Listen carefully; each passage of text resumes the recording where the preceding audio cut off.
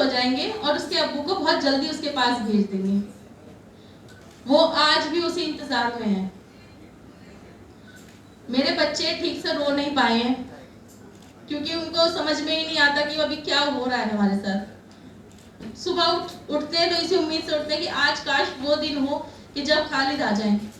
जिस पुलिस ने इस तरीके का खौफ हमारे आसपास के लोगों के दिलों में भरा है, जब ये पैंडेमिक आया था तब तक मुझे ये नहीं पता था कि खालिद के ऊपर क्या चार्जेस लगाए गए हैं, यूएपीए क्या है, क्योंकि मेरा तो दूर दूर तक हम लोगों का पुलिस से कोई लेना देना नहीं था। मेरा तो बिल्कुल भी नहीं था। मैं सिर्फ अपने आप में और अपने बच्चों में घर में रहती थी। मुझे शायद ही यहाँ किसी ने कभी एक आध CNRC के प्रोटेस्ट में किसी ने देखा होगा तो देखा होगा, नहीं तो कभी नहीं मिले होंगे।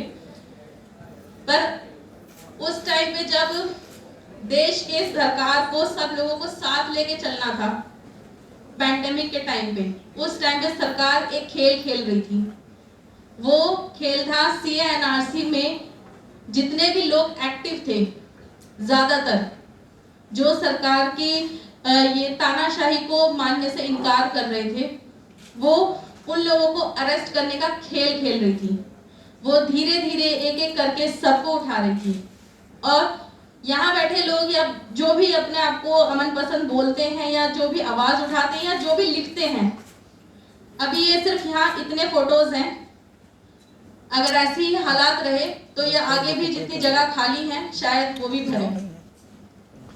कोई भी हो सकता है। मैंने भी नहीं सोचा था कि हमारा नंबर इतना जल्दी आ जाएगा। वहां कोई भी हो सकता है, किसी का भी नंबर आ सकता है। तो आप लोगों खालिद जितना भी मतलब हमारे एक छोटी छोटी चीजें होती है ना, पहले हम लोग कभी भी बहुत छोटी छोटी चीजों के बारे में कभी सोचते भी नहीं थे। एक साबुन, कोई बहुत बड़ी औकात नहीं होती साबुन की, कोई साबुन के बारे में नहीं सोच सकता। आज उसकी भी अहमियत पता है। आज घर की बनी हुई दाल की भी अहमियत पता है। खालिद जिस घर में हर हफ्ते दावतें होती थी, आज वो घर ऐसे हालात पे है कि वो उसके यहाँ दूसरे सामान भेजते हैं। जो बच्चे जिस चीज पे उंगली रख देते थे वो चीज उनको उनके अब्बू दिलवाते थे। खालिद से जो लोग वाकिफ हैं वो उनका लाइफस्टाइल जानते हैं, वो अपने बच्चों को किस तरीके से रखते थे। हर माँ बाप की ये ख्वाहिश होती है कि वो अपने बच्चों को एक बेहतर फ्यूचर दें, पर वो अभी ऐसा लगता है कि जैसे वो पॉसिबल ही नहीं हो पा रहा है, क्योंकि 3 साल एक बहुत लंबा अरसा होता है किसी भी इंसान के लिए। जिस तरीके से आप एक यूएपीए सिर्फ कहने के लिए लोग कह देते हैं कि यूएपीए है या चल रहा है, पर वो एक बहुत छोटा वर्ड नहीं है, उससे पूरी की पूरी जिंदगियां बर्बाद कर देती है। हमारी जिंदगी बर्बाद हुई है उससे। आपको समाज में एक तरफ कर दिया जाता है उस चीज से, वो एक्ट लगा के। बहुत सोच समझ के ये सरकार ने ये एक्ट लगाया है। वो चाहती है कि आप आवाज ना उठाएं, वो चाहती है आप सड़कों पे ना उतरें, वो चाहती है कि आप उसके सामने खड़े होकर सवाल ना कर सकें। वो आपको यूएपीए में अटका कर रखना चाहती है, आपसे बोलना चाहती है वो कि आप सारे मुद्दे भूल जाइए, आप सिर्फ हमारा नाम लीजिए, हम जो बोल रहे हैं वो सही है, बस आप बाकी सब चीजें भूल जाएं।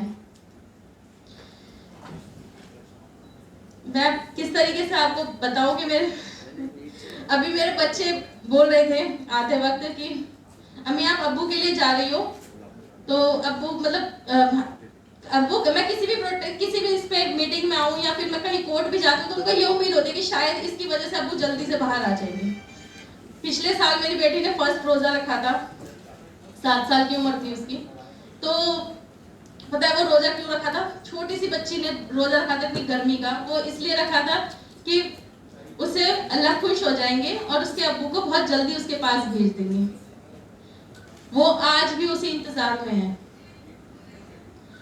मेरे बच्चे ठीक से रो नहीं पाए हैं क्योंकि उनको समझ में ही नहीं आता कि अभी क्या हो रहा है हमारे साथ। उनको अच्छा लगता है कि कभी कोई आता है, कभी कोई आता है, कभी उनके लिए कोई चॉकलेट लेके आ रहा है, कभी कोई बिस्किट्स लेके आ रहा है, कभी कोई फ्रूट्स लेके आ रहा है। उनको ये चीज़ अच्छी तो लगती है, पर जब वो चले जाते हैं ना तो वो मायूस हो जाते हैं, क्योंकि वो अपने आप को अकेला महसूस करते हैं।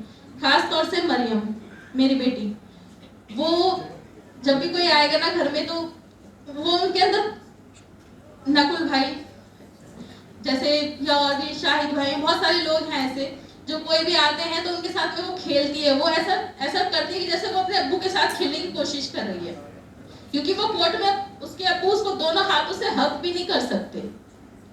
एक हाथ पुलिस ने पकड़ रखा होता है ना, वो बोलते हैं कि हमें खालिद की सिक्योरिटी की वजह से हम उसको छोड़ नहीं सकते, हाथ नहीं छोड़ सकते। एक सेकंड के लिए वो हाथ नहीं छोड़ सकते और बहुत बुरी तरीके से हाथ पकड़ के रखते हैं। कई बार कोर्ट में बच्चों को धक्का दे देते हैं, तो वो दूसरों में अपने अब्बू का प्यार तलाश करने की कोशिश करती है, पर जब वो चले जाते हैं तो वो वहीं पर ही मायूस हो जाती है, उदास हो जाती है। उसको नहीं समझ में आता कि अब मुझे रिएक्ट कैसे करना है।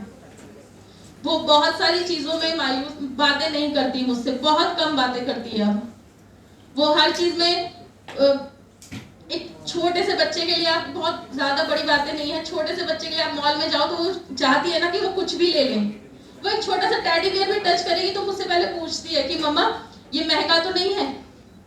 इतनी सी बच्ची के अंदर इतनी समझ और इतनी जल्दी। अब उसे मैं समझदारी कहूं या बच्चा एक ट्रॉमा से गुजर रहा है उसको बोलूं, या अपने अब्बू से दूर होने का उसके ऊपर इतना असर पड़ा है कि वो अपनी अम्मी की फीलिंग्स, अपनी अम्मी का पेन समझ रही है। खालिद एक एक चीज के लिए हम लोग ऐसा वो रहते हैं कि आज ईद है, आज रोजा है, आज बच्चों का बर्थडे है, एक एक चीज के लिए वो भी तरसते हैं। वो मतलब हम सभी लोग, चाहे वो उमर है, चाहे वो शर्जील है, गुलफिशा है, कोर्ट में ऐसे हंसते हुए स्माइल करते हुए दिखते हैं, उनका जोश कहीं से कहीं कम नहीं है। पर फिर भी बहुत सारी चीजों में तकलीफें होती हैं सबको, अपनों से दूर होने का दर्द है हम सभी को। पता है कभी लोगों का, बहुत सारे लोगों के सवाल होते हैं, तुम हंस कैसे लेते हो, मतलब घर क्यों इतना अच्छे से चल रहा है, घर कैसे चला रही हो। तो इतनी सारी चीजों के सवाल, और कहीं ना कहीं उनके दिमाग में ये भी होता है कि बेल क्यों नहीं हुई। उनको क्या जवाब दो इस बात का कि बेल क्यों नहीं हो रही। समझा समझा के भी थक गए। और ऐसे लोग भी हैं जो खालिद के साथ हर रोज खड़े रहते थे, आज महीनों से, बल्कि यूं कहूंगे सालों से नजर नहीं आए, ना घर पे ना मेरे सामने। तो इतना हम एक एक चीज के लिए इतना दिमागी मेंटली हैरेस होते हैं हम हर चीज से। सुबह उठते हैं तो इसी उम्मीद से उठते हैं कि आज काश वो दिन हो कि जब खालिद आ जाए, या कोई भी जिसकी भी बेल लगी हुई है कोई भी निकल के आए, चाहे वो शर्जिल है, उमर है, गुलफिशा है, अतर है, शादाब है, मिरान है। हमारी सिर्फ यही दुआ रहती है हर वक्त, हर रोज इसी में कि कोई भी हो पर वो सब निकल के आए। इसी उम्मीद से हमारी ये लड़ाई जारी है, और सिर्फ बेल मिलने तक ये लड़ाई जारी नहीं है। ये मैं यहाँ से भी कह रही हूँ और हर जगह से कह रही हूँ, जब तक हम सभी लोग बाइज्जत रिहा नहीं होते और यूएपीए हमारे ऊपर से हटा दिया नहीं जाता और इस एक्ट को सिरे से खारिज नहीं कर दिया जाता कि बेगुनाहों पर इसका यूज ना किया जाए, तब तक हमारी फाइट जारी रहेगी। इनकलाब जिंदाबाद।